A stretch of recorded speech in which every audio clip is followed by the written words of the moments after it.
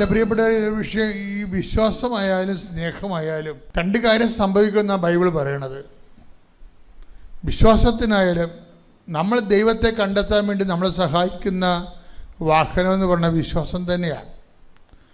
വിശ്വാസമുണ്ട്, സ്നേഹമുണ്ട്. സ്നേഹത്തിനാകുമ്പോൾ കുറച്ചുകൂടി സ്പീഡാവുന്നേ ഉള്ളൂ. അപ്പോഴെന്താ വിഷയം എന്ന് പറയണത്, ഈ വിശ്വാസമായാലും സ്നേഹമായാലും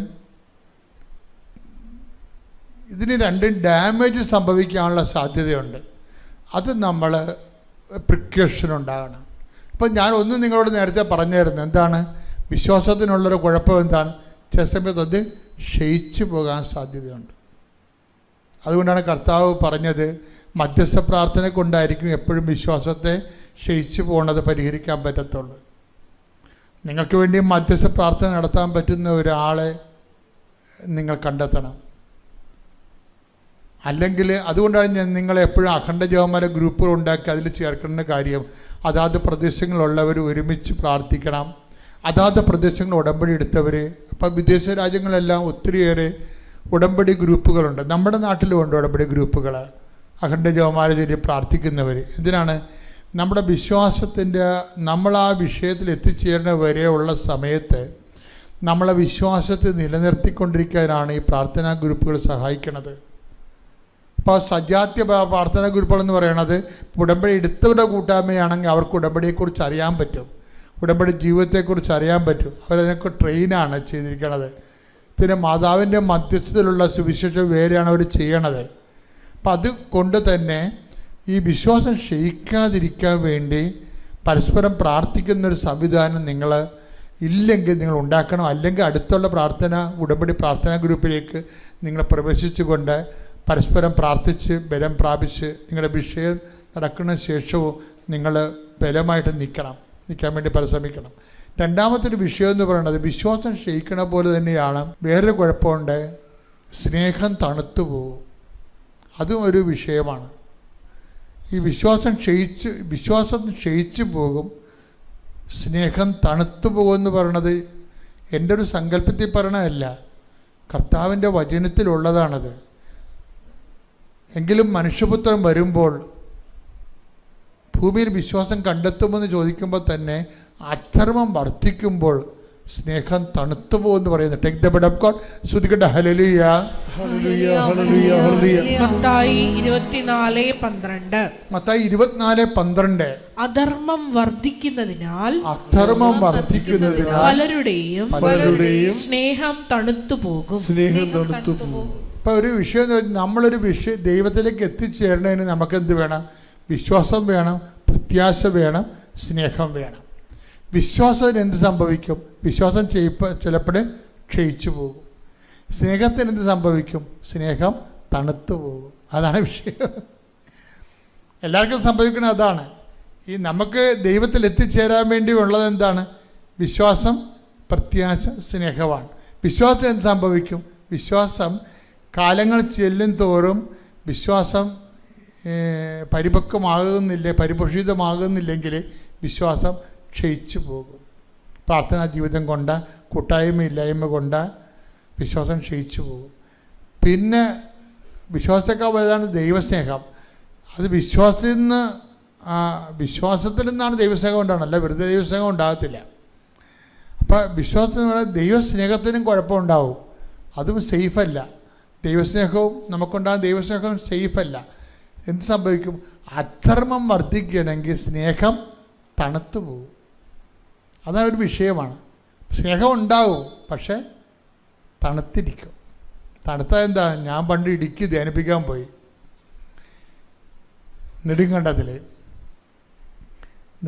ധ്യാനിപ്പിക്കാൻ പോയ ദിവസം ഞാൻ ട്രിവാൻഡ്രത്ത് പുത്തൻതോപ്പിൽ നിന്ന് ധ്യാനിപ്പിക്കാൻ പോയിട്ട് അതുവഴി ചെല്ലാനത്ത് ഒന്ന് ധ്യാനിപ്പിച്ചിട്ട് അതുവഴി നേരെ വണ്ടി ഇടവക പോകാതെ നേരെ നെടുങ്കണ്ടത്തേക്ക് പോയിരിക്കുക. അന്ന് ഇടിയും വെട്ടി മഴ. ഇപ്പം ഞങ്ങൾ കാട്ടിൽ കയറി മല കയറിയപ്പോൾ ചുരം കയറിയപ്പോൾ നല്ല തണുത്ത, കാറ് തുറക്കാൻ പറ്റണില്ല, തണുത്ത കാറ്റ് ഇടിച്ചു കയറണ അകത്ത് മഴയോടുകൂടി. പക്ഷെ കുറച്ച് കഴിഞ്ഞപ്പോൾ മലയുടെ മുകളിൽ എവിടെയോ കാട്ടിക്ക് വെച്ച് എൻ്റെ വണ്ടി നിന്നുപോയി. പിന്നെ എന്ത് ചെയ്യും? തുറക്കാൻ പറ്റുക? ഭയങ്കര ഇടിമിന്നലും. മിന്നുമ്പോൾ നമുക്ക് മലയോരങ്ങളിലൊക്കെ അവിടെ ഇവിടെയൊക്കെ വെള്ളച്ചാട്ടങ്ങൾ കാണാം. അപ്പം ഞങ്ങൾ ഒരു മലയുടെ ഒരു ചങ്ങല വട്ടക്കിടക്കുകയാണ് ഈ സംഭവം. എവിടെയാണെന്ന് നമുക്ക് പിടിയില്ല. വണ്ടി പോകണില്ല, വണ്ടി എടുക്കണില്ല, സെൽഫ് എടുക്കണില്ല, തീർന്ന പരിപാടി. അവസാനം വെളുപ്പിനെ വരെ അവിടെ കിടന്ന് ജപമാലയില്ലേ ആ വണ്ടിയുടെ അടുത്തിരുന്ന് 6 പേരുണ്ടായിരുന്നു. വെളുപ്പിന് വരെ ജപമാലയില്ലേ. വെളുപ്പിനായപ്പോൾ മലപ്പുറത്തുനിന്ന് കുറേ മുസ്ലിം സഹോദരങ്ങൾ വന്ന്, അപ്പോൾ ഞങ്ങൾ അവരോട് പറഞ്ഞ് നിങ്ങൾ ടൗണിലേക്ക് പോകുമ്പോൾ അവിടെ നിന്നൊരു ജീപ്പ് വിടണം, ഞങ്ങളുടെ വണ്ടി കെട്ടി വലിച്ചുകൊണ്ട് പോകാൻ വേണ്ടി. പിന്നെ അവർ ടൗണിലേക്ക് പോയി ജീപ്പ് വിട്ട് ഞങ്ങളുടെ ജീപ്പ് വന്ന് ഞങ്ങളുടെ വണ്ടി കെട്ടി വലിച്ചുകൊണ്ട് പോയി അവിടെ. പക്ഷേ എന്നിട്ട് എന്താ സംഭവിച്ചത്? എന്താ ഞങ്ങളുടെ വണ്ടിക്ക് സംഭവിച്ചത്? എഞ്ചിന് കുഴപ്പമൊന്നുമില്ല. അന്ന് എൻ്റെ വണ്ടി ഗ്യാസ് കൊണ്ട് ഓടുന്നതായിരുന്നു. അപ്പം നല്ല തണുപ്പിൽ ചെന്നപ്പോൾ ഗ്യാസ് ഫ്രീസായിപ്പോയി. ഗ്യാസ് അകത്ത് തന്നെ മഞ്ഞ് കട്ടയായിപ്പോയി. പിന്നെ എങ്ങനെയാണ് എടുക്കണേ? വിശ്വാസം തണുത്തു പോകുമെന്ന് പറയുമ്പോൾ ഞാൻ പെട്ടെന്ന് എൻ്റെ ഗ്യാസ് തണുത്തു പോയി ഞാൻ ഓർക്കും. പിന്നെ മുന്നോട്ട് പോകത്തില്ല. പിന്നെ പിറ്റേ പ്രാവശ്യം പോകണമെങ്കിൽ തന്നെ ഞങ്ങൾ ഈ ഗ്യാസിൻ്റെ സിലിണ്ടറിന് ചുറ്റും ചെമ്പ് കമ്പികൾ കൂട്ടി വേറെ ഒരു ബാറ്ററി വെച്ച് അതിനെ ചൂട് പിടിപ്പിച്ച് ഇൻ കേസ് എവിടെയെങ്കിലും കടന്നു പോകുമെങ്കിൽ ഗ്യാസ് തണുക്കാതിരിക്കാൻ വേണ്ടി അതിനെ കോയിൽ ചെയ്താൽ പോയത് പിന്നെ അടുത്ത ട്രിപ്പിന്. അപ്പോൾ നിസ്സാരമല്ല തണുത്ത് സ്നേഹം പക്ഷേ എപ്പോഴാണ് തണുത്ത് പോണത്? അധർമ്മം വർദ്ധിക്കുമ്പോൾ തണുത്ത് പോകുന്ന ഈശോ പറഞ്ഞത്. നിങ്ങൾക്ക് ദൈവസ്നേഹം ഉണ്ടാകാം, പക്ഷേ തണുത്ത ദൈവസ്നേഹം വർക്കൗട്ട് ചെയ്യത്തില്ല. നിങ്ങൾക്ക് ദൈവസ്നേഹം ഇല്ലെന്നൊന്നും പറയണില്ല, തണുത്തതായിരിക്കും. പള്ളിയിലൊക്കെ പോകുന്നുണ്ടാകും, കുടുംബപ്രാർത്ഥന നടത്തുന്നുണ്ടാകും, പക്ഷേ ദൈവത്തിന് തണുത്തതാണ് സംഭവം. തണുത്ത മുന്നോട്ട് കാര്യങ്ങൾ നടക്കത്തില്ല. ആചാരവട്ടങ്ങളും അനുഷ്ഠാന വട്ടങ്ങളൊക്കെ നടന്നു പോകും, പക്ഷേ ദൈവത്തിൻ്റെ ഇടപെടൽ നടക്കത്തില്ല. അത് സ്നേഹം തണുത്തു പോകണമെന്നാണ്. അത് എന്തുകൊണ്ടാണെന്ന് ചോദിച്ചു കഴിഞ്ഞാൽ അധർമ്മം വർദ്ധിക്കുന്നത് കൊണ്ടാണ്.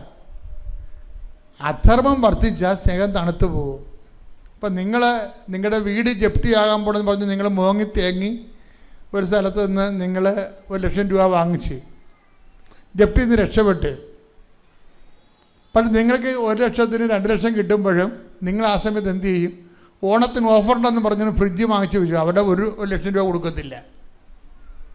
പണ്ട് ജപ്തിയാകാൻ പോകുമ്പോഴാണ് അവിടെ പോയി രാവിലെ മറുപ്പ് കിടന്ന് തേങ്ങി മോങ്ങി അവിടെ കാശ് വാങ്ങിച്ചുകൊണ്ട് പോകുന്നു. പക്ഷേ എന്നിട്ട് നിങ്ങൾ ജപ്തിയിൽ നിന്ന് രക്ഷപ്പെട്ട് നിങ്ങൾക്കത് കൊടുക്കാൻ വേണ്ടി കാശ് കിട്ടിയപ്പോൾ എന്ത് പറ്റി? നിങ്ങളത് കൊടുക്കത്തില്ല. നിങ്ങൾ ഓണത്തിന് ഓഫറുണ്ടെന്ന് പറഞ്ഞ് ഫ്രിഡ്ജ് മേടിച്ച് വെച്ചു. അധർമ്മമായി. എന്ത് ഉടമ്പടി എടുത്താലും അധർമ്മമാണ് കൈയിരിക്കണമെന്നുണ്ടെങ്കിൽ സ്നേഹം തണുത്തു പോകും, വണ്ടി കിട്ടത്തില്ല, ഓടത്തില്ല സംഭവം.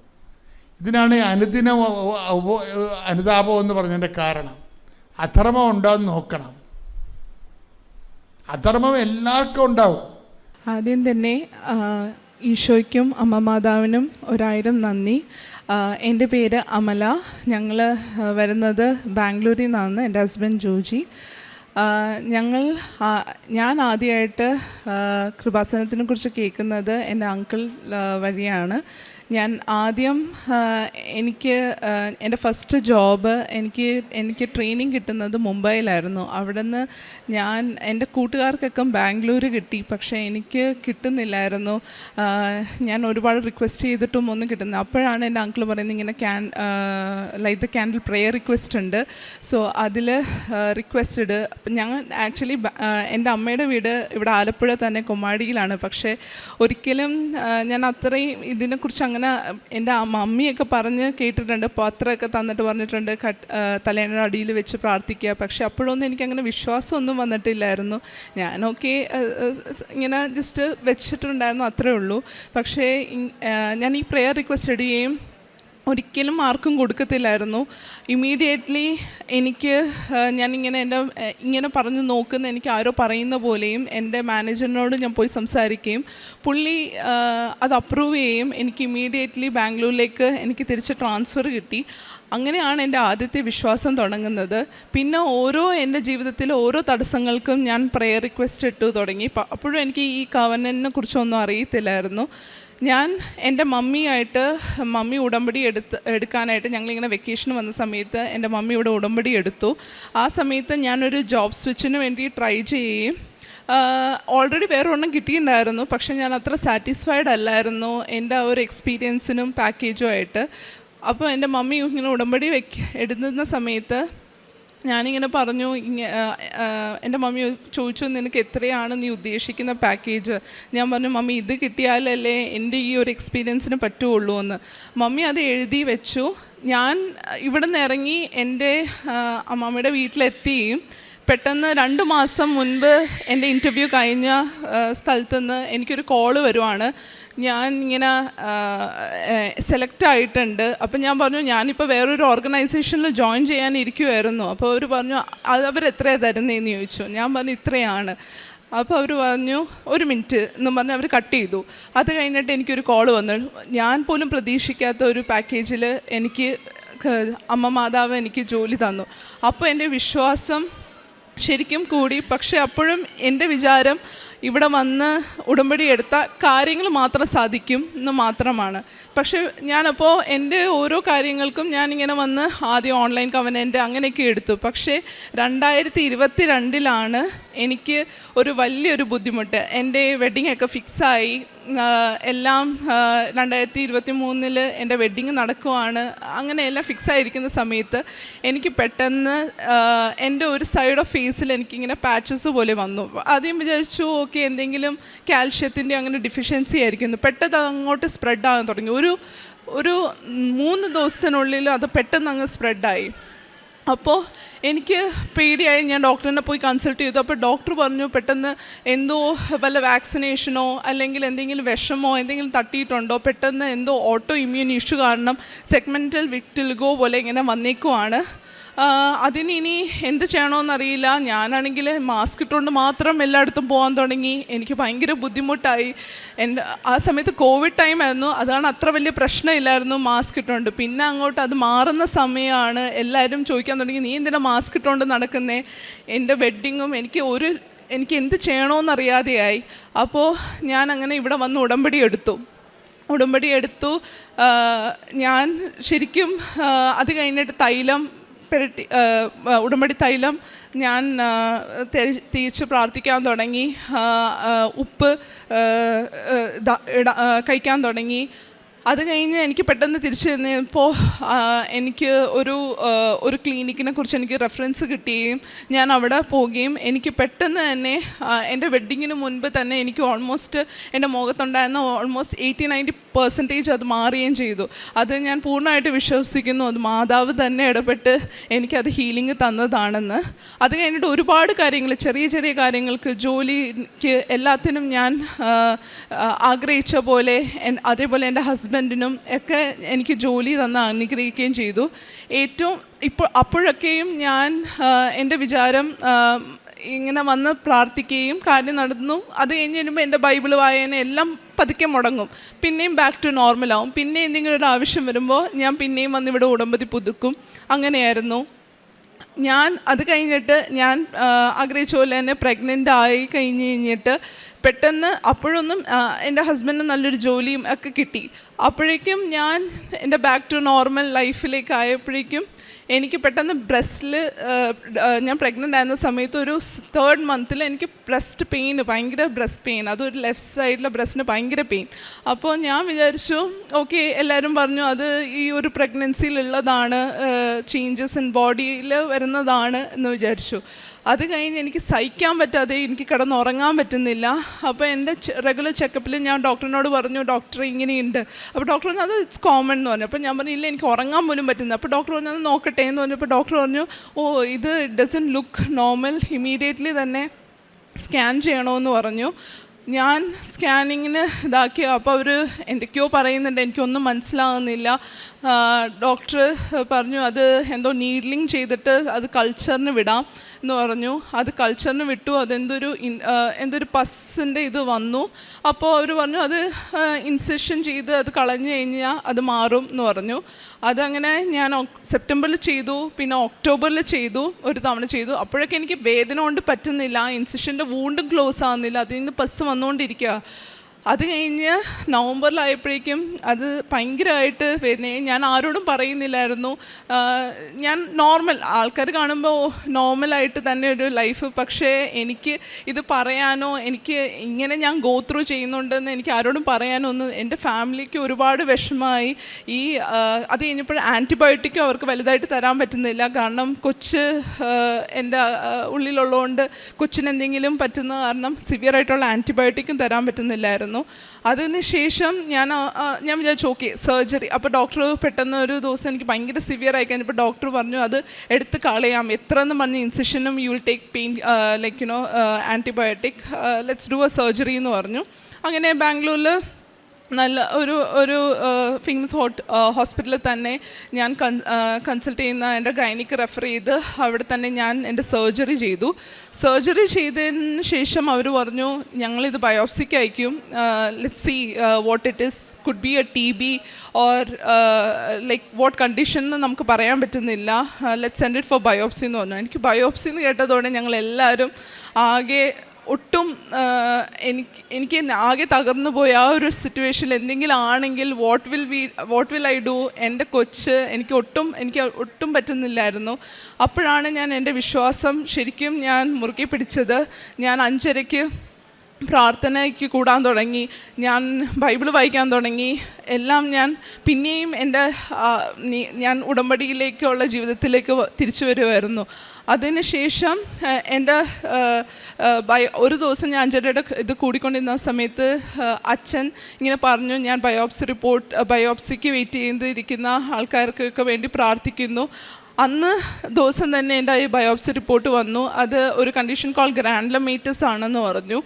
അപ്പോൾ എനിക്ക് സമാധാനമായി, ക്യാൻസറോ അങ്ങനത്തെ ഒന്നും അല്ലല്ലോ, ഫാമിലിക്കും എല്ലാവർക്കും സമാധാനമായി. ഞാനത് കഴിഞ്ഞപ്പോൾ വിചാരിച്ചു ഓക്കെ ഇനിയിപ്പോൾ സർജറി ചെയ്ത് കഴിഞ്ഞു, ഇനി ഇതോടെ പോയി, പിന്നെ കുറച്ച് ആൻറ്റിബയോട്ടിക്സും എടുത്തു, അതോടെ തീർന്നു എന്ന് വിചാരിച്ചു. പക്ഷേ അപ്പം തൊട്ട് എൻ്റെ ഡെലിവറി വരെ എനിക്കത് ഹീലായില്ല. ഓരോ ആഴ്ചയും അറ്റ്ലീസ്റ്റ് 3 തവണ ഞാൻ ആ സമയത്തൊക്കെ വർക്കിംഗ് ആണ്, ഞാൻ എൻ്റെ വർക്ക് അഡ്ജസ്റ്റ് ചെയ്തിട്ട് ഞാൻ പോവും, ഹോസ്പിറ്റലിൽ പോവും, ഡ്രസ്സ് ചെയ്യും, ഇത് വരും. അതും എനിക്ക് എൻ്റെ അവസാനം ലാസ്റ്റൊക്കെ ആയപ്പോൾ വയറും വെച്ച് പോവുകയും വരികയും ഹോസ്പിറ്റലിൽ തന്നെയായി ഓൾമോസ്റ്റ് ടിൽ 9 months ഞാൻ എൻ്റെ ഡെലിവറി വരെ. എൻ്റെ ഡെലിവറി ആ സമയപ്പോഴും എൻ്റെ ഡോക്ടർ ഗൈനക്ക് പറഞ്ഞു ഇതെന്തൊരു കഷ്ടമാണ്, I am not seen in my life, എൻ്റെ എൻറ്റയർ കരിയറിൽ ഇങ്ങനത്തെ ഒരു കണ്ടീഷൻ. ഈ ഒരു ഗ്രാനുലോമേറ്റസ് ഞാൻ ലൈക്ക് ഫീഡിങ് മദേഴ്സിന് കണ്ടിട്ടുണ്ട്, പക്ഷേ why have you got it like I have no idea. ഞാൻ എൻ്റെ കരിയറിൽ ഞാൻ ഇത് കണ്ടിട്ടില്ല. എൻ്റെ സർജറി നടക്കുമ്പോഴും എനിക്ക് C-section ആയിരുന്നു. അപ്പോൾ ലൈക്ക് അത് എമർജൻസി C-section ആയതായിരുന്നു. അപ്പോൾ അത് ചെയ്തുകൊണ്ടിരിക്കുമ്പോൾ ഡോക്ടേഴ്സ് അവിടെ തമ്മിൽ ഡിസ്കസ് ചെയ്യുക, Har condition what she went through is really bad, like you know till Har last she was going through ഈ ഡ്രസ്സിങ്ങും. അതും ഈ ഡ്രസ്സിങ് കട്ട് ചെയ്യും, അവർ പറയും ഓക്കെ ഇത് ഹീലായെന്ന് തോന്നുന്നു എന്ന് പറഞ്ഞ് ക്ലോസ് ചെയ്യും. അപ്പോഴേക്കും അത് പിന്നെയും പസ് വരും. അങ്ങനെ ഇത് തന്നെ 2 തവണയായിട്ട് എൻ്റെ വീട്ടിൽ വന്ന് അവർ കംപ്ലീറ്റ് ആൻറ്റിബയോട്ടിക് IV ത്രൂ കയറ്റി. അപ്പോഴൊന്നും വന്നിട്ട് ഹീലാകുന്നില്ല. അത് കഴിഞ്ഞതിന് ശേഷം അപ്പോഴും ഞാൻ വിശ്വസിക്കുന്നുണ്ട്, പക്ഷേ അത്ര പകുതി ഞാൻ ആൻറ്റിബയോട്ടിക് കയറ്റിയല്ലോ, ഇനി അത് ഹീലാവും, അങ്ങനെയായിരുന്നു എൻ്റെ വിശ്വാസം ഉണ്ടായിരുന്നത്. പകുതി മാതാവിലും പകുതി ഇങ്ങനെ മെഡിക്കൽ സയൻസിലും ആയിരുന്നു. ഇതിനൊക്കെ ശേഷം ഡെലിവറിയൊക്കെ കഴിഞ്ഞതിന് ശേഷം 2 months ഞാൻ അതും കഴിഞ്ഞിട്ട് ഇങ്ങനെ പോയിക്കൊണ്ടിരിക്കുക. കൊച്ചിനെ വിട്ടിട്ട് പോകുമ്പോഴേക്കും എനിക്ക് ഭയങ്കര സങ്കടമായി. ആൻഡ് അവർ പറഞ്ഞു അത് എൻ്റെ കൊച്ചിന് ബ്രസ്റ്റ് ഫീഡ് ചെയ്യാൻ പറ്റുമെന്ന് തോന്നിയില്ല, ഇപ്പോൾ ഒരു ബ്രസ്റ്റിലല്ലേ ഉള്ളൂ, കൊച്ച് ഫീഡ് ചെയ്ത് തുടങ്ങുമ്പോൾ അടുത്ത ബ്രസ്റ്റിൽ ഇൻഫെക്ഷൻ വന്നാലോ എന്ന് പറഞ്ഞു. അപ്പോഴേക്കും ഞാൻ വിചാരിച്ചു ഫോർമുല ആയിരിക്കും, ഡോക്ടേഴ്സ് എല്ലാം പറഞ്ഞു ഫോർമുല ആയിരിക്കും. പക്ഷേ എൻ്റെ കൊച്ച് ജസ്റ്റ് എനിക്കൊന്നൊരു കുറച്ച് 2 ദിവസം പോലും ഫോർമുല കുടിച്ചിട്ടില്ല. അപ്പോഴും ബ്രസ്റ്റ് ഫീഡിങ്ങിൽ തന്നെയായിരുന്നു. പക്ഷേ അതിനുശേഷം 6 മാസത്തോളം കംപ്ലീറ്റ് ബ്രസ്റ്റ് ഫീഡിങ് ആയിരുന്നു. എനിക്ക് 2 months കഴിഞ്ഞപ്പോഴേക്കും ആണ് പെട്ടെന്ന് എൻ്റെ മമ്മിക്ക് എൻ്റെ അങ്കിൾ ഇവിടെ നടന്നൊരു സാക്ഷ്യം അയച്ചിട്ടുണ്ടായിരുന്നു. ആ ചേച്ചിക്കും എൻ്റെ സെയിം കണ്ടീഷൻ ആ ചേച്ചി ഇവിടെ വന്ന് ഉടമ്പടി എടുത്ത് പ്രാർത്ഥിക്കുകയും എന്താണ് അച്ഛനെ കണ്ട് സീത്ത് പൂശുകയും തൈലം ഇതാക്കിയതിന് ശേഷം എന്താണ് ആ ചേച്ചിയുടെ കംപ്ലീറ്റ് ആയിട്ട് ഈ കണ്ടീഷൻ ഇവിടുന്ന് മാറുകയും.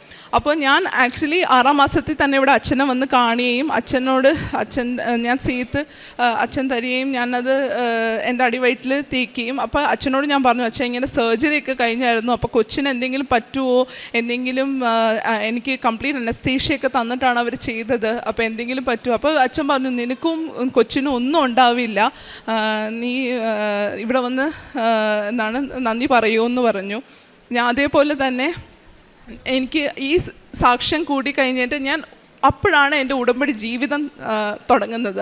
അതുവരെ ഞാൻ വിചാരിച്ചിരുന്നത് ഒരു കാര്യസാധ്യതയ്ക്ക് വേണ്ടി മാത്രമായിരുന്നു എൻ്റെ ഈ ഉടമ്പടി ജീവിതം. പക്ഷെ അത് കഴിഞ്ഞിട്ടാണ് ഞാൻ ശരിക്കും I understood it's way of life. And ഞങ്ങളുടെ രണ്ടുപേരുടെ ലൈഫിൽ അത് ലൈക്ക് കംപ്ലീറ്റ്ലി ഞങ്ങൾ അങ്ങനെ ജീവിച്ചു തുടങ്ങിയപ്പോൾ വണ്ടേഴ്സ് ആണ് നടന്നിരിക്കുന്നത്. ഞാൻ അറിഞ്ഞില്ല എൻ്റെ ബോഡി ഹീലായിക്കൊണ്ടിരിക്കുവാണെന്ന്. ഞാൻ എല്ലാ ദിവസവും പിന്നെ വിശ്വാസ പ്രമാണം ചൊല്ലി തന്നെ ഞാൻ വിശ്വാസത്തോടെ പ്രാർത്ഥിച്ചു തുടങ്ങി. എൻ്റെ ബ്രസ്റ്റിൽ ഞാൻ തേക്കുകയും എൻ്റെ കൊച്ചിന് ഞങ്ങൾ 3 പേരും ഉടമ്പടി തൈലം നെറ്റിയിൽ കുരിശ് വരയ്ക്കുകയും ഒക്കെ ചെയ്തു തുടങ്ങി. ഞാനൊരു ഡ്രസ്സിങ്ങിന് പോയ സമയത്ത് എൻ്റെ ഡോക്ടർ പറഞ്ഞു ഞാനത് ക്ലോസ് ചെയ്യാണ്. അപ്പോൾ ഞാൻ പറഞ്ഞു, ഡോക്ടർ ഇത് തന്നെയല്ലേ എത്ര തവണയും പിന്നെ ഇത് ക്ലോസ് ചെയ്യുകയും കീറുകയൊക്കെ ചെയ്യുന്നു, എനിക്കിനി വയ്യ. അപ്പോൾ ഡോക്ടർ പറഞ്ഞു, I don't no, I feel like let's close it എന്ന് പറഞ്ഞു. ക്ലോസ് ചെയ്ത് കഴിഞ്ഞപ്പോൾ ഞാൻ വീട്ടിൽ വന്നിട്ട് ഞാൻ പറഞ്ഞു, മമ്മി ഇനിയും കീറാനായിട്ട് എനിക്ക് വയ്യ. അപ്പം മമ്മി പറഞ്ഞു, നീ സാക്ഷ്യമൊക്കെ കണ്ടതല്ലേ, ചിലപ്പോൾ ഇത് ഇവിടെ ഹീലായാലും അതുകൊണ്ടായിരിക്കും ഇത് ക്ലോസ് ആയെന്ന് പറഞ്ഞു. അന്ന് ക്ലോസ് ആയിട്ട് പിന്നെ എനിക്ക് അത് കംപ്ലീറ്റ്ലി ഹീലായി. എനിക്ക് അതിന് മുൻപ് അങ്ങനെയല്ലായിരുന്നു. എനിക്ക് ഭയങ്കര പെയിന്, അപ്പോഴേക്ക് പിന്നെയും കീറും, എനിക്ക് ഫീവർ ഇഷ്യൂ വരും, ആ പസ് ഇതാക്കേണ്ട അവസ്ഥയായിരുന്നു. പക്ഷേ അന്ന് ക്ലോസ് ആയിട്ട് പിന്നെ ഇതുവരെ എനിക്ക് ഇതാക്കില്ല. പിന്നെ ഞാൻ ചെക്കപ്പിന് പോയി, ഡോക്ടർ പറഞ്ഞു it is heal, how come എന്നോട് ഞാൻ പറഞ്ഞു, I don't know doctor, it's just a miracle എന്ന് മാത്രമേ എനിക്ക് പറയാൻ പറ്റുള്ളൂ. ലൈക്ക് അത്രയും ഞങ്ങൾ ബുദ്ധിമുട്ടിയതായിരുന്നു ഈ ഒരു അവസ്ഥയിൽ. ഞങ്ങൾ ഓരോ ചെറിയ കാര്യത്തിനും ജോലിക്കാണെങ്കിലും ഞങ്ങൾ ഇവിടെ വന്ന് പ്രാർത്ഥിച്ചിറങ്ങുമ്പോഴേക്കും ഓരോ അത്ഭുതങ്ങളാണ് നടന്നേക്കുന്നത്. അത് ഉടമ്പടി വെക്കുക മാത്രമല്ല, പക്ഷേ ഓരോ കാര്യങ്ങൾ. അതേപോലെ തന്നെ അച്ഛൻ്റെ ആരാധന കൂടിയും 5:30 ട്യൂസ്ഡേയിൽ ആരാധന കൂടി കഴിയുമ്പോഴും നടക്കുന്നത് ഓരോ ഞങ്ങൾ വിചാരിക്കാത്ത സമയത്ത് ഓരോ അനുഗ്രഹങ്ങളാണ് തന്നിരിക്കുന്നത്. ഞങ്ങൾക്ക് എൻ്റെ ഓർഗനൈസേഷനിൽ നിന്ന് എനിക്ക് ഒരു യൂറോപ്പിൻ്റെ ബിസിനസ് നീഡിന് വേണ്ടി പോകാനായിരുന്നു. പക്ഷെ അത് നടക്കത്തില്ല എന്ന് പറഞ്ഞൊരു സംഭവം. പക്ഷെ ഞാൻ ഇവിടെ വന്ന് പ്രാർത്ഥിച്ച് വേറൊരു കാര്യത്തിനായിരുന്നു. പക്ഷേ ഇവിടെ നിന്ന് ഇറങ്ങിയും എനിക്കൊരു കോള് വരുവാണ് എൻ്റെ മാനേജറിൻ്റെ കയ്യിൽ, you will be going to to Europe and ഞാൻ ഒറ്റയ്ക്ക് പോകുന്നുണ്ട്, I could take my husband also. അങ്ങനെ കുറേ കാര്യങ്ങൾ ഞാൻ പ്രതീക്ഷിക്കാത്ത സമയത്ത് ഓരോ കാര്യങ്ങളും തന്ന ദൈവം മാതാവ് എനിക്ക് അനുഗ്രഹിച്ചിട്ടുണ്ട്. ഞാൻ പ്രേക്ഷിത പ്രവർത്തനമായിട്ട് ആദ്യമൊക്കെ എനിക്ക് പത്രം കൊടുക്കാനായിട്ട് ഭയങ്കര നാണക്കേടും, അവരെന്ത് വിചാരിക്കും, അതേപോലെ സാക്ഷ്യം പറയാനും ഒക്കെ എനിക്ക് ഭയങ്കര നാണക്കേടും ഒക്കെ ആയിരുന്നു. പക്ഷേ ഞാൻ ഞാൻ ഈ ഒരു ഇത് ഞാൻ പറഞ്ഞില്ല, വേ ഓഫ് ലിവിങ് ആയിന്ന്, അതേ പിന്നെ എനിക്കത് കൊടുക്കുന്നതിനൊരു നാണക്കേടും, എനിക്ക് അത്രയും ആഗ്രഹത്തോടെ ആൾക്കാരോട് കൊടുക്കാനും പത്രങ്ങൾ കൊടുക്കാനും ഡിസ്ട്രിബ്യൂട്ട്, അവർക്ക് വേണ്ടെന്ന് പറഞ്ഞാൽ ഓക്കെ ഞാനിത് എക്സ്പ്ലെയിൻ ചെയ്യും, എന്നിട്ട് അവർ എടുക്കുന്നില്ലെങ്കിൽ ഞാൻ കൊടുക്കത്തില്ല, കാരണം ഇനി അവരത് കളഞ്ഞാലോ എന്നോർത്ത്. അതേപോലെ തന്നെ ഫുഡ് കൊണ്ടേ കൊടുക്കുകയും പിന്നെ ആവശ്യമുള്ളവർക്ക് ഫുഡ് കൊണ്ടേ കൊടുക്കുകയും പിന്നെ എന്നെക്കൊണ്ട് പറ്റാവുന്ന ഇപ്പോൾ കുഞ്ഞു പിള്ളേർക്കൊക്കെ എന്തെങ്കിലും എസെൻഷ്യൽ ആയിട്ടുള്ള ഡ്രസ്സോ ഒക്കെ അനാഥാലയത്തിലോ അല്ലെങ്കിലോ ഈ ഹോസ്പിറ്റലിൽ അവർക്ക് അഫോർഡ് ചെയ്യാൻ പറ്റാത്തത് അങ്ങനെ കൊടുക്കുകയും അങ്ങനെ എന്നെക്കൊണ്ട് പറ്റാവുന്ന ഞങ്ങൾക്ക് രണ്ടുപേർക്കും കൊണ്ട് പറ്റാവുന്ന എല്ലാ ഫിനാൻഷ്യൽ സപ്പോർട്ടും മെറ്റീരിയലിസ്റ്റിക്കായിട്ടും ഒക്കെ ഞങ്ങൾ കൊടുത്തു തുടങ്ങി. ഞങ്ങൾ രണ്ടുപേരും ഉടമ്പടിയിൽ ജീവിക്കാൻ തുടങ്ങി. ഞങ്ങളതിൽ വിശ്വസിക്കുകയും ഉടമ്പടി തൈലവും ഉപ്പും തേനും ഒക്കെ വിശ്വാസത്തോടെ ഞങ്ങൾ സ്വീകരിക്കുകയും അതേപോലെ തന്നെ ആൾക്കാരോട്, എൻ്റെ കസിൻസിനോടും എൻ്റെ ഫ്രണ്ട്സിനോടും ഒക്കെ ഈ ഇവിടുത്തെ ഉടമ്പടി ഇതിനെക്കുറിച്ച് പറയുകയും അവർ വന്ന് എടുക്കുകയും അവർക്കും അനുഗ്രഹങ്ങൾ ഒരുപാട് തന്ന് ദൈവം അനുഗ്രഹിച്ചിട്ടുണ്ട്. So thank you. Praise the Lord. എൻ്റെ പേര് വിമല. ഞാൻ നെയ്യാറ്റിൻകരയിൽ നിന്നാണ് വരുന്നത്. ഞാൻ ഇവിടെ ഉടമ്പടി എടുത്തത് 5/10/2022 ഉടമ്പടി എടുക്കാനുണ്ടായ കാരണമെന്ന് പറഞ്ഞത് എൻ്റെ ഈ മകന് 7 വർഷമായി ഒരു വയറുവേദന ഉണ്ടായിരുന്നു. വയറുവേദന എന്ന് പറഞ്ഞാൽ അവൻ രാവിലെ എണീറ്റ് വന്ന ഉടനെ അവൻ വയറുവേദന എടുത്ത് കരയുമായിരുന്നു. അവന് 7 വയസ്സ് മുതൽ തുടങ്ങിയതാണ്. ഇപ്പോൾ അവന് 20 വയസ്സായി. അങ്ങനെ അവന് വയറുവേദന എടുത്ത് കരയുമ്പോൾ ഞാൻ പലപ്പോഴും പറയും, സ്കൂളിൽ പോകാൻ മടിച്ചാണ് ഇവൻ വയറുവേദന എടുത്ത് കരയുന്നതെന്ന് പലരും പറയുമായിരുന്നു. അങ്ങനെ ഞാൻ ഒരു ദിവസം യൂട്യൂബ് ഇങ്ങനെ നോക്കിക്കൊണ്ടിരുന്നപ്പോൾ അതിൽ കൃപാസനത്തിലെ സാക്ഷികൾ കാണുവാനിടയായി. അങ്ങനെ ആദ്യം ഒരു ദിവസം ഞാൻ ഒരു സാക്ഷ്യം കണ്ടു. പിറ്റേ ദിവസമായപ്പോൾ വീണ്ടും അതിങ്ങനെ വന്നുകൊണ്ടിരിക്കുകയായിരുന്നു. അങ്ങനെ കണ്ടുകൊണ്ടിരുന്നപ്പോഴാണ് ഞാൻ വിചാരിച്ചു, ഇവിടെ വന്ന് ഉടമ്പടി എടുത്താൽ എൻ്റെ മകന് സൗഖ്യം കിട്ടുമെന്ന് ഞാൻ വിചാരിച്ച് അങ്ങനെ അവൻ്റെ പപ്പയുമായി ഇവിടെ വന്ന് ഉടമ്പടി എടുത്ത് വീട്ടിൽ പോയിട്ട് ആ ഉടമ്പടി തൈലം അവൻ്റെ വയറ്റിൽ കുരിശ് വരച്ച് പ്രാർത്ഥിക്കുകയും തേൻ കഴിക്കാൻ കൊടുക്കുകയും ചെയ്തു. അന്ന് മുതൽ ഇന്ന് വരെ അവൻ രാവിലെ എണീക്കുമ്പോൾ അവന് വയറുവേദന എന്ന് പറഞ്ഞ് ഞാൻ കേട്ടിട്ടില്ല. അവന് പൂർണ്ണ സൗഖ്യം പരിശുദ്ധ അമ്മയും ഈശോയും അവന് നൽകി. രണ്ടാമതായുള്ള സാക്ഷ്യം എന്ന് പറയുന്നത്, ഇവൻ എറണാകുളത്ത് പഠിക്കുകയായിരുന്നു. അവിടെ വെച്ച് അവനൊരു ആക്സിഡൻ്റ് ഉണ്ടാവുകയും ഇവൻ സഞ്ചരിച്ച ബൈക്ക് വേറൊരു ബൈക്കുമായി കൂട്ടിയിടിച്ച് അവിടെ വെച്ച് അവർ ഹോസ്പിറ്റലിൽ എത്തിക്കുകയും ഞങ്ങളെ വിളിച്ചറിയിക്കുകയും ഞങ്ങൾ ഇവിടെ നിന്ന് അവിടെ എത്തുമ്പോഴേക്കും പല പ്രശ്നങ്ങൾ പറഞ്ഞായിരുന്നു അവന്. ഞങ്ങളിങ്ങനെ ട്രെയിനിൽ യാത്ര ചെയ്തുകൊണ്ടിരിക്കുമ്പോൾ തന്നെ അപ്പോഴപ്പോഴാ ഫോൺ വരുമായിരുന്നു, അവന് ഒപ്പിട്ട് കൊടുക്കണം, അവന് ഓപ്പറേഷൻ ചെയ്യേണ്ടി വരും, അങ്ങനെ പല രീതിയിൽ ഇങ്ങനെ പറയുന്നുണ്ടായിരുന്നു. അപ്പോൾ ഞാൻ അമ്മയുടെ കാശിരൂപം എടുത്ത് കയ്യിൽ മുറുകെ പിടിച്ചുകൊണ്ട് പ്രാർത്ഥിച്ച്, പരിശുദ്ധ അമ്മ മാതാവേ, എൻ്റെ പൈതലിന് ഒന്നും സംഭവിക്കരുത്, ഞാൻ അമ്മയുടെ നടയിൽ അവനെയും കൊണ്ടുവന്ന് സാക്ഷ്യം പറയാമെന്ന് ഇങ്ങനെ പ്രാർത്ഥിച്ചുകൊണ്ടേയിരുന്നു. അപ്പം എൻ്റെ മനസ്സിലിങ്ങനെ പറയുന്നുണ്ടായിരുന്നു, അവന് ഒന്നും സംഭവിക്കില്ല എന്ന്. എന്നാൽ ഫോൺ കോൾ വരുമ്പോൾ ഓരോരുത്തരും പറയും അവൻ്റെ ഹെഡ് ഇഞ്ചുറിയാണ്, അവന് ഓപ്പറേഷൻ ചെയ്യേണ്ടി വരുമെന്ന് ഇങ്ങനെ പലരും പല രീതിയിൽ ഇങ്ങനെ പറഞ്ഞുകൊണ്ടേയിരുന്നു. ഞങ്ങൾ ഹോസ്പിറ്റലിൽ എത്തി അവിടെ നിന്ന് ഡോക്ടറോട് പറഞ്ഞു, എനിക്ക് എൻ്റെ മോനെ കാണണമെന്ന് പറഞ്ഞപ്പോൾ പറഞ്ഞു, അവനെ നോക്കുന്ന ഡോക്ടർ ഇവിടെ ഇല്ല, ആ ഡോക്ടർ വന്നാലേ ഞങ്ങൾക്ക് നിങ്ങളെ കാണിക്കുവാൻ പറ്റുകയുള്ളൂ എന്ന് പറഞ്ഞു. അങ്ങനെ ആ ഡോക്ടർ ഞങ്ങളെ റൂമിൽ വിളിച്ച് ഞങ്ങൾക്ക് കൗൺസിലിംഗ് തന്നിട്ട് പറഞ്ഞു, അവന് വേറെ കുഴപ്പമൊന്നുമില്ല, പക്ഷേ അവന് ഹെഡ് ഇഞ്ചുറി ഉണ്ട്, അവന് ഇൻറ്റേർണൽ ബ്ലീഡിങ് ഉണ്ട്, പക്ഷേ അവന് ഓർമ്മ ഇപ്പോഴില്ല. അപ്പോൾ ഞങ്ങൾ ചോദിച്ചു, ഡോക്ടറെ എപ്പോഴും അവൻ്റെ ഓർമ്മ തിരികെ വരുമെന്ന് ചോദിച്ചാൽ പറഞ്ഞു, അത് ഞങ്ങൾക്ക് പറയാനില്ല, ലോകത്തെല്ലാ മരുന്നും കണ്ടുപിടിച്ചിട്ടുണ്ട്, പക്ഷേ ഓർമ്മ പോയാൽ തിരികെ വരുന്ന മരുന്ന് ഇതുവരെയും കണ്ടുപിടിച്ചിട്ടില്ല, അതുകൊണ്ട് നിങ്ങൾ പ്രാർത്ഥിക്കണം. ചിലപ്പോൾ അവന് 2 മാസമാകാം, 6 മാസമാകാം, ചിലപ്പോൾ 1 വർഷമാകാം അവൻ്റെ ഓർമ്മ തിരികെ വരാം, ചിലപ്പോൾ വരാതെയും ഇരിക്കാം എന്നിങ്ങനെ പറഞ്ഞു. ഞാൻ പരിശുദ്ധമ്മയുടെ കാശിരൂപം മുറുകെ പിടിച്ചുകൊണ്ട് ഇങ്ങനെ പ്രാർത്ഥിച്ചുകൊണ്ട് നിന്നു. അങ്ങനെ കുറച്ച് കഴിഞ്ഞപ്പോൾ മോനെ കാണുവാൻ വേണ്ടി എന്നെ അങ്ങ് റൂമിലേക്ക് കയറ്റി.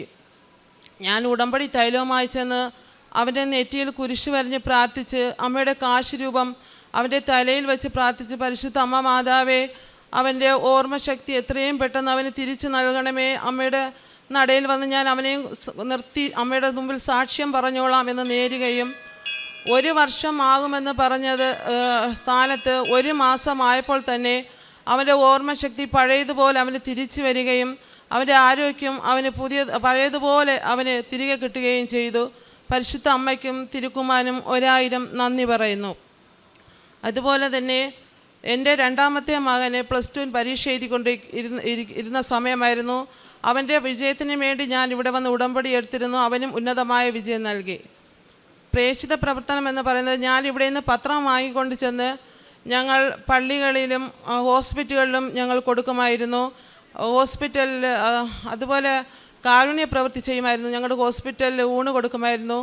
പിന്നെ ഞങ്ങളുടെ മുമ്പിൽ ആര് വന്നാലും ഞങ്ങളെ കൊണ്ട് പറ്റുന്ന രീതിയിലുള്ള സഹായം ഞങ്ങൾ ചെയ്യുമായിരുന്നു. ആത്മീയ കാര്യത്തിൽ എന്ന് പറഞ്ഞാൽ ഞങ്ങളുടെ കുടുംബങ്ങൾ ഒത്തിരി സമാധാനം അനുഭവിപ്പാനും അതുപോലെ ഞങ്ങൾക്ക് പ്രാർത്ഥിക്കുവാനും കുടുംബ പ്രാർത്ഥന മുടക്കം കൂടാതെ ചൊല്ലുവാനും രാവിലത്തെ പ്രത്യക്ഷീകരണ പ്രാർത്ഥനയും സന്ധ്യാസമയത്തെ പ്രാർത്ഥനയും ഞങ്ങൾക്ക് ചൊല്ലുവാനും മക്കൾ ഒരുമിച്ചിരുന്ന് പ്രാർത്ഥിക്കുവാനും വേണ്ട അനുഗ്രഹം തന്നു. ബൈബിൾ വായിക്കുവാനും ഞാൻ പലപ്പോഴും ചിന്തിച്ചിട്ടുണ്ട് എനിക്കൊരു സമ്പൂർണ്ണ ബൈബിൾ വായിച്ച് തീർക്കണമെന്ന്. പക്ഷേ എനിക്ക് ഒരിക്കലും സാധിച്ചിട്ടില്ല. ഞാൻ ഉടമ്പടി എടുത്ത അന്ന് മുതൽ ഞാൻ ബൈബിൾ വായിക്കുന്നത് ഞാൻ 3 പ്രാവശ്യം സമ്പൂർണ്ണ ബൈബിൾ വായിച്ച് തീർക്കുകയും ഇപ്പോൾ 4ാമത്തെ പ്രാവശ്യം ഞാൻ വായിച്ചു കൊണ്ടിരിക്കുകയും ചെയ്യുന്നു. തന്ന എല്ലാ അനുഗ്രഹത്തിനും അമ്മയ്ക്കും ഈശോയ്ക്കും 1000 നന്ദി പറയുന്നു.